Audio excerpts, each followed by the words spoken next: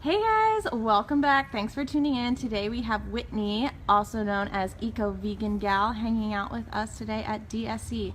Right now we are in the backyard. She has her little meditation area where she just did a video showing us how to meditate. So you can see that soon on our website.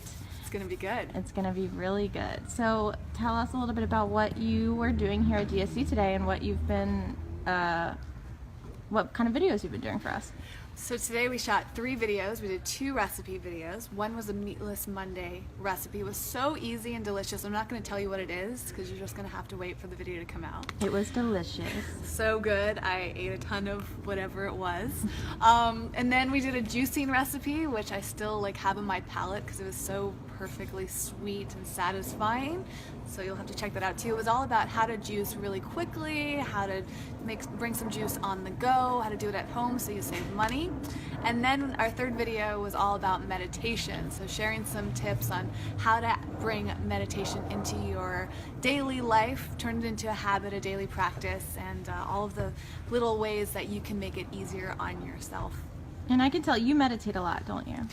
I honestly don't meditate nearly as much as I should. Yeah, but I think it's funny with meditation is for me, I do feel like I meditate every day, but not in the traditional way. I'm not always sitting there with my legs crossed. Sometimes I'm just breathing deeper. Sometimes taking a walk, walking meditation is a thing.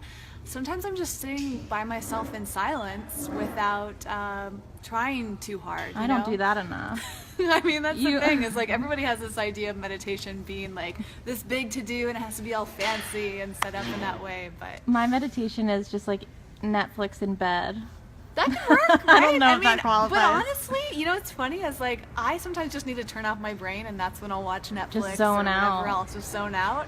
If that makes you feel good, I mean, watching TV or movies definitely isn't the ideal meditation, but if it helps you relax and feel more at ease, I definitely feel despite all this happening around us, right? Yeah, whatever you can do, but it does really help to sit in complete silence and try to keep your thoughts, rein in your thoughts for Can you 5 meditate minutes. in the shower? Totally. Okay, because I feel like that's the only time I'm in complete silence. Why not? But really, 5 minutes. I bet you could get an extra squeeze Yeah, an extra 5 you're right. minutes. I could. Right when you wake up or right before you fall asleep. That's a good idea. You know what? That's a good idea. I had a friend of mine, who actually said a good thing to do before you wake up, because the first thing I do is I sleep with my phone and my computer both in my bed. I'm single, if you guys don't know. And I go on all of social media and I check. And a friend of mine said the first thing you should do when you wake up is don't grab any of your screens, any phones or anything, but to even just sit there and wish good thoughts upon somebody in your life. Yeah. And I thought that was so nice. And I've yet to do it. Yeah. Sorry everybody in my life, I'm not wishing good thoughts upon you in the morning, but I think that's such a nice thing to do, and it's kind of a way to meditate, but also, to just bring positivity to the people in your life. Yes. Because who knows? Absolutely. Who knows how much that helps. It's all about making it a habit. Whatever you want to do, it's just doing it at least 7 times in a row. Usually a habit can form. It takes 7 to 21 times. So if you did that 7 to 21 days in a row, that's a week to 3 weeks. You'd start to do it without thinking. Again. Even if it's just a minute, right? A minute of wishing other people well, 5 minutes of quietness. I mean, we can all get that in there. It's just that we're not used to it. Right. And that's true of any lifestyle change. And I'm sure it can feel Veganism, boring at first, and then you start to want it. Yes, exactly. You crave it, and it's because it really is good for your mind. As we talked about in the video, meditation is really good with easing anxiety, getting rid of bad thoughts in your head. If you're feeling unfocused, meditation can be really great for that too. So it really does help you. But if you're not in the habit of it, you don't do it. And if you don't do it, you don't get used to it and see the benefits. And why would you ever? I feel motivated to do this. I might meditate tonight. And tomorrow I'll wish good thoughts upon you guys. Exactly. And then you can document it here on the Facebook live Yes, videos. exactly. Yeah. I'll document do you guys want to see me meditate? Let me know in the comments. I want to know how many, from the people that are watching live, how many of them are actually meditating on a regular All right, let us know. Yeah, tell us. Do any of you meditate? Do any of you want to meditate? Who's looking forward to this video that we're doing? Yes, who has been wanting to meditate, not really sure how, and is looking forward to Whitney's video on how?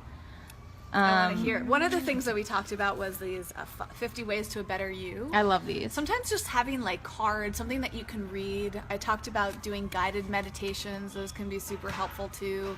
Because sometimes, you know, you just feel lost. Meditation took me a while to ease myself into because I kept thinking, I don't know how to do it, so I'm just not going to do it. But if you have cards, if you have like some audio to listen to, somebody's telling you exactly what to do, and it can make it a lot easier for that And like reason. you said, even just concentrating, thinking about your breathing. Yes. Yeah. Because our brain is so overactive that you can't, it's almost impossible to just shut it off and not think about anything, especially when there's sirens going on in the background. Right? I mean, depending on where you live, it can sound crazy. But I think to maybe focus on your breathing or even count. Yes. Then you're kind of counting. just focusing on one thing without your brain kind of going crazy. That's Look something at you. You know so much about meditation. I know. I don't Someone practice does what I meditate. preach, but as somebody with anxiety, I have had a little bit of experience with just focusing on breathing, focusing on just trying to center in on something small. Yeah. And not letting your brain kind of go crazy. Yeah, absolutely. You probably are doing it without even realizing. Maybe. It's possible. So someone wants to know, Noelle wants to know how, any tips that you have on going vegan, because it can be super labor intensive. Like especially eating healthy sometimes can be very expensive. Do you have any tips on like how to kind of switch over to that lifestyle while not breaking the bank? Yes. Actually, I wrote a whole ebook on this. Oh, amazing. Did you guys know that? We didn't plan this, I don't think. But yeah, I wrote an ebook called Healthy Organic Vegan on a Budget. And it's... Another plane. Another plane. Hopefully everyone can hear. I'll give it a second. The book is at veganebook.com if any of you want to check it out. Definitely. Or if you just find me on social media, I will send you a link to it.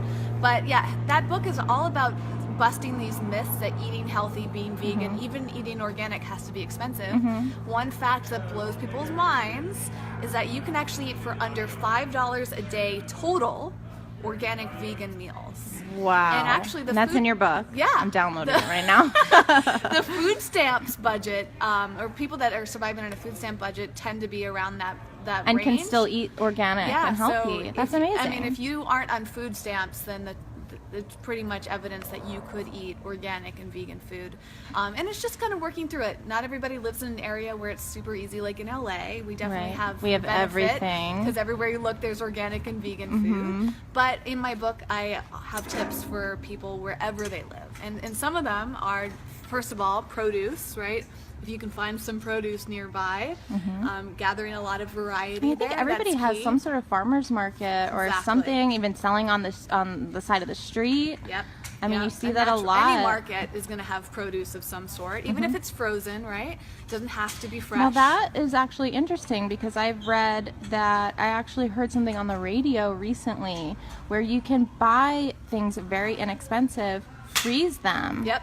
And the nutrients stay. Exactly. Yeah, that's in my book. So if you're worried, So if you're worried about anything spoiling, or if something's on sale, buy it. Exactly. And then save it for another time. Planning your sales, looking for coupons, buying based on coupons, based on sales. Shopping online can be a really great way to save money too, because there's all sorts of discounts. You can price shop, price compare. You can get rewards, credits. I mean, all of these things are in the book, but it's really just finding those strategies. It's not that far from meditation, right? Like it's just about making it a habit. When it comes to going vegan, it scares some people because they're not used to it. And they really, think, oh, I need meat, I need this protein. Where am I supposed to get the protein? Where are your places where you eat, where you get your protein from? Like what kind of do you consume the most? Well, here's something that not a lot of people know, but there's protein in almost any food, any vegetable has a certain number of protein. It's just a matter of how much. So sometimes you just have to be a little savvy about the amount of food. A lot of people feel hungry or malnourished because they're not eating enough food or they're eating too many processed foods. Gotcha. So if you eat enough fruits and vegetables, nuts, legumes, which are beans, grains, you combine those, and there's so many varieties of fruits and vegetables, all of those things. You could have a new meal every single day for years if you just combine them differently. You can just really bulk it up with like the beans and the quinoa and all things like that, so that you feel full. So grains, legumes, beans, and nuts tend to be the top 3 that have the high amounts of protein in them and are very satisfying too. So you can combine them in so many ways. Like cashews are incredible. You can make all sorts of creamy sauces, dressings, dips from cashews. They have a good amount of fat in them, and they have the protein in them, and they just taste incredible. So it's really about being creative and just experimenting and figuring out what you like and getting away from the processed food.